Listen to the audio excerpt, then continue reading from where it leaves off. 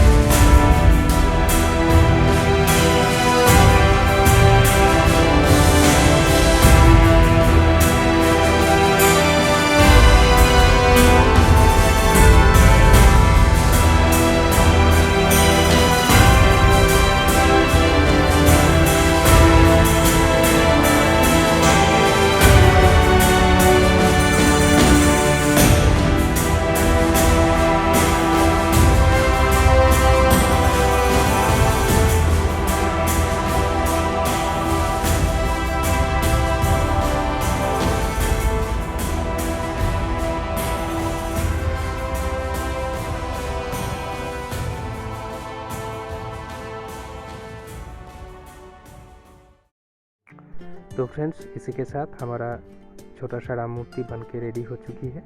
तो friends video कैसी लगी कमेंट करके ज़रूर बताइए, और जिन्होंने अभी तक मेरे चैनल को सब्सक्राइब नहीं किए हैं और जल्दी से जाकर मेरे चैनल को सब्सक्राइब कर दीजिए, और हो सके तो वीडियो पे एक लाइक, प्यारा सा कमेंट और शेयर कर दीजिएगा। तो फ्रेंड्स यही था आज का वीडियो, मिलते हैं नेक्स्ट वीडियो में।